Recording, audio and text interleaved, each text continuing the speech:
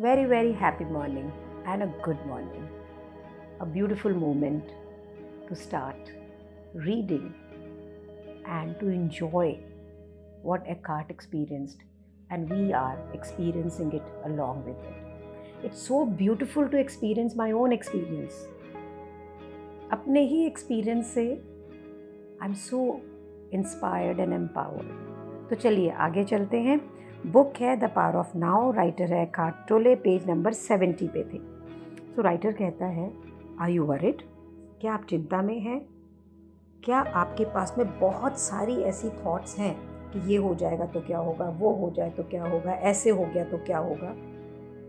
You are identified with your mind, जो कि project कर रहा है एक ऐसा इमेजिनरी फ्यूचर जिसमें सिर्फ डर ही डर है, और वो आपके साथ डर क्रिएट करता है। और कोई भी ऐसा तरीका नहीं है कि आप उस सिचुएशन से आज कोप कर सकें, उसे देख सकें कि मैं क्या करूं, क्योंकि वो सिचुएशन अभी एग्जिस्ट ही नहीं करती।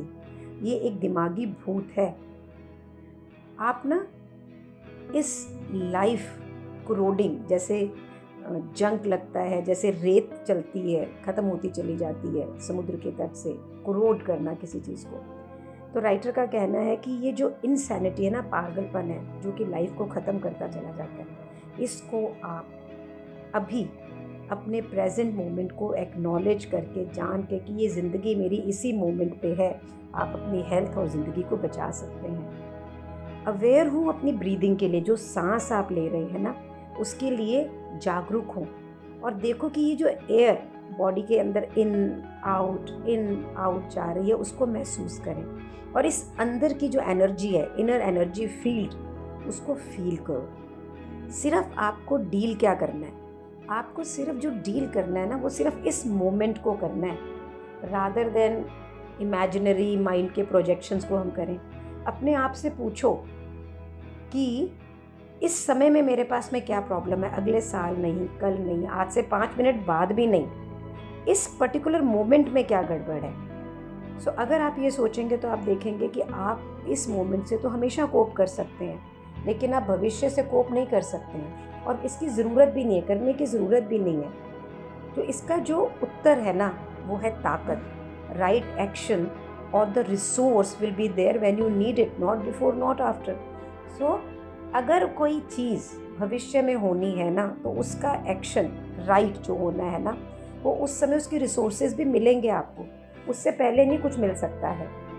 तो ये जो थॉट है ना कि one day I will make it, ये मैं एक दिन कर लूँगा, ये थॉट, ये इच्छा, ये गोल हमारी इतना अटेंशन का हिस्सा बन चुका और इतना हमारा समय लेता है कि हमारा जो ये प्रेजेंट, ये जो समय है ना, ये जो मोमेंट है, ये बिल्कुल एक मीन टू एन एंड बन गया। मीन्स ये अपने आप में एंड नहीं रहा, ये मीन टू एंड के रास्ता बन गया कि कुछ पाने का रास्ता। और ये क्या ऐसा नहीं लगता आपको कि ये आपके कुछ भी करने में से खुशी को बाहर निकाल रहा है? आप जिंदगी जीने की वेट कर रहे हैं। Are you waiting to start your living?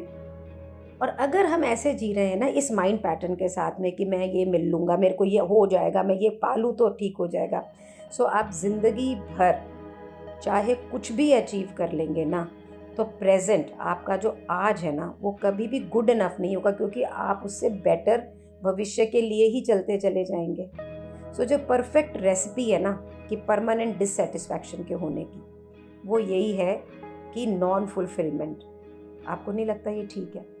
सो जब मैं दिल्ली आई थी, मेरे पास घर नहीं था, और मैंने एक एस्ट्रोलॉजर थे, उनसे बोला कि मैं ऐसा घर चाहती हूँ और बस मैं 6 महीने में इतने पैसे कमाऊँगी और ये घर ले लूँगी। तो उन्होंने बोला तुम घर कभी नहीं लोगी, क्योंकि 6 महीने बाद वो घर थोड़ा महंगा हो जाएगा और तुम उससे कम में सेटल नहीं होगी, और ज़्यादा और ज़्यादा और ज़्यादा कमाने के चक्कर के अंदर। And that is what is truth. आज 18 साल हो गए हैं, मैं एक अच्छे घर में रहती हूँ, पर मैंने घर खरीदा नहीं, क्योंकि जो मैंने घर खरीदना है वो तो हमेशा मेरे फ्यूचर में ही है, तो वो आज क्रिएट ही नहीं हुआ कभी। सो राइटर पूछता है, are you a habitual waiter? क्या तुम, वेटर मीन्स हमेशा इंतज़ार करने वाले, कि हमेशा मैं इंतज़ार करता हूँ, कि कितनी ज़िंदगी आप बिताएंगे इंतज़ार करने में? ये राइटर का प्रश्न है आपसे। उसने कहा है कि 2 तरह की वेटिंग होती है। इंतज़ार 2 तरह का होता है, स्मॉल स्केल इंतज़ार हम किसी लाइन में खड़े हैं, कोई ट्रैफिक जैम में खड़े हैं, एयरपोर्ट पे खड़े हैं, किसी के आने के इंतज़ार कर रहे हैं, कोई काम ख़त्म होने का इंतज़ार कर रहे हैं, कोई काम शुरू होने का इंतज़ार कर रहे हैं। और लार्ज स्केल वेटिंग, बड़े स्केल में इंतज़ार क्या है, हम दूसरी छुट्टी कब लेंगे, हमारे पास बेटर जॉब कब आएगी, हमारे बच्चे बड़े कब होंगे, हमें एक मीनिंगफुल रिलेशनशिप कब मिलेगी, हमें सफलता कब मिलेगी, हम पैसे कब बनाएंगे, हम इम्पॉर्टेंट कब हो जाएंगे, हम मोक्ष को कब प्राप्त होंगे, एनलाइटन कब होंगे। इट इज़ नॉट अनकॉमन, ऐसा कॉमन बिल्कुल भी नहीं है कि लोग पूरी ज़िंदगी इंतज़ार में ही बिता देते हैं, वो ज़िंदगी जीते ही नहीं हैं। ये जो इंतज़ार है ना, ये स्टेट ऑफ माइंड है, ये एक दिमाग का एक अवस्था है, और इसका मतलब है कि मुझे भविष्य में ये चाहिए और मैं ऐसा आज नहीं चाहता हूँ। You don't want what you have got, आपको वो अच्छा ही नहीं लग रहा जो आपके पास है, या आप उससे डिससेटिस्फाइड हैं, आपको तो वो चाहिए जो आपके पास है नहीं। जो ये जितनी भी तरह के इंतज़ार है ना, ये अनकॉन्शियसली हमारे अंदर एक इनर कॉन्फ्लिक्ट, एक विद्रोह क्रिएट करते हैं कि मैं यहाँ हूँ इस समय और मैं चाहता हूँ मैं कुछ और जो सामने है, और आप जहाँ हैं वहाँ आप चाह ही नहीं रहे हो, होना ही नहीं चाह रहे हो। सो ये जो आपकी क्वालिटी ऑफ लाइफ को बहुत ज़्यादा कम कर देता है। सो राइटर का कहना है, इसमें कोई गलत नहीं है कि हम अपनी ज़िंदगी की सिचुएशन को बेटर करना चाहते हैं, और आप ज़िंदगी की सिचुएशन को बेटर कर भी सकते हैं, पर आप ज़िंदगी को बेटर नहीं कर सकते हैं, क्योंकि ज़िंदगी तो खुद आधार है, बेस है। फाउंडेशन का बेटर कैसे, फाउंडेशन तो बेटर होती ही है। लाइफ तो आपकी डीपेस्ट इनर बीइंग है, वो ऑलरेडी होल, कंप्लीट और परफेक्ट है।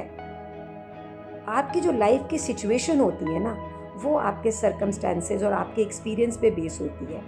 सो कोई गलती नहीं है कि आप कोई गोल सेट कर रहे हो या आप कुछ बेटर कुछ करना चाह रहे हो। गलती हम कहाँ करते हैं कि जब उसे बेटर करने के लिए जो हम फीलिंग्स हैं हमारे लाइफ के प्रति, हमारे बीइंग के प्रति, वो ख़त्म हो जाती हैं, उसको यूज़ करते हैं एज अ सब्स्टिट्यूट। जैसे कि बीइंग तो अलग है, ज़िंदगी अलग है, लेकिन क्या ज़रूरी है वो ये है कि ये मिलना, वो मिलना, और कुछ भी मिलने का, किसी भी चीज़ का जो पॉइंट ऑफ एक्सेस है ना, दैट इज़ नाउ, मीन्स अभी। आप ना अपने जीवन के आर्किटेक्ट हैं, और एक ऐसे आर्किटेक्ट जो कहीं भी ध्यान नहीं दे रहा है कि मेरी ज़िंदगी की फाउंडेशन, घर में जो फाउंडेशन बन रही है ना, जो नींव है, उस पर कोई काम नहीं कर रहा। वो उस पर जो घर की दीवारें बननी है ना, सुपर स्ट्रक्चर बन रहा है, उस पर काम कर रहा है। क्या इस नींव के बिना वो सुपर स्ट्रक्चर बन सकता है? बहुत से लोग वेट कर रहे हैं कि वो कब समृद्ध होंगे, और वो फ्यूचर में कब आएगा, और वो फ्यूचर के अंदर आ ही नहीं सकता। सिर्फ राइटर का कहना है, जिस समय आप ऑनर करते हैं, एक्नॉलेज करते हैं और पूर्ण रूप से एक्सेप्ट करते हैं अपनी प्रेजेंट रियलिटी का, कि मैं who I am, where I am, what you are doing, when you fully accept now कि ये मेरे पास है, मैं ग्रेटफुल हूँ उस चीज़ों के लिए जो मेरे पास है, मैं ग्रेटफुल हूँ जो भी होने के लिए, और उसके लिए ग्रैटिट्यूड हूँ मेरे प्रेजेंट मोमेंट में, तो वो जो फुलनेस ऑफ नाउ आती है ना, यही एक ट्रू प्रॉस्पेरिटी है, वही समृद्धि है। ये किसी भी फ्यूचर को देखने से नहीं आ सकती, किसी भी समय में नहीं आ सकती है। तो जब आज के दिन हम उसके लिए शुक्राने, धन्यवाद और ग्रेटफुल होते हैं, तो समय के साथ ये जो प्रॉस्पेरिटी है ये अपने आप मैनिफेस्ट करती है, और बहुत ही ढेर सारे तरीकों के साथ करती है। और जिस समय आप डिससेटिस्फाइड होते हैं कि मेरे पास ये नहीं है, उस समय क्या होता है? उस समय आप गुस्सा होते हैं, फ्रस्ट्रेटेड होते हैं, आप अपने आज के जो कमियां हैं उसको देख रहे होते हैं, और आप बड़े मोटिवेटेड हो जाते हैं उस समय पैसे कमाने के लिए। अगर आप मिलियंस एंड मिलियंस भी कमा लेंगे ना, तो भी आपकी इनर कंडीशन के अंदर अभाव का भाव रहेगा, अंदर से आप तब भी अनफुलफिल्ड फील करेंगे। You may have many exciting experiences that money can buy. कपड़े खरीदोगे, घूमने जाओगे, चीज़ें खरीदोगे, बड़ा घर खरीदोगे, और ये सब चीज़ें आएंगी और जाएंगी, और आपको अपने अंदर में और खोखला, एम्प्टी फीलिंग के साथ छोड़ती चली जाएंगी, और ज़रूरतों के साथ छोड़ेंगी कि मुझे ये और चाहिए, जो फिज़िकल और साइकोलॉजिकली दोनों ग्रेटिफिकेशंस के साथ, ये आ जाए तो बहुत अच्छा होगा, ये आ जाए तो बहुत अच्छा होगा। आप कभी भी अपने बीइंग, अपने आप से नहीं मिल पाएंगे। आप कभी भी जो फुलनेस ऑफ लाइफ है जो आज के लिए, उसमें नहीं है। ये जो नाउ है ना, इसी से मिलना, अपनी बीइंग के साथ होना ही एक ट्रू, एक सच्ची समृद्धि है, प्रॉस्पेरिटी है। राइटर का कहना है, वो आपसे एक तरह से ना मीन्स आह्वान कर रहा है, आपको एक तरह से कैंपेन कर रहा है कि ये जो गिव अप कर दो, जो माइंड का ये जो वेटिंग सीन है कि ये होगा तो, और अपने आप को पकड़ो। जितनी बार आप इस इंतज़ार की तरफ जा रहे हो उसमें से बाहर निकलो और इसी प्रेजेंट मोमेंट पे आओ और just be there and enjoy be. If you are present ना, अगर आप प्रेजेंट हो ना, तो आपको कभी भी किसी भी चीज़ का इंतज़ार करने की ज़रूरत नहीं पड़ेगी।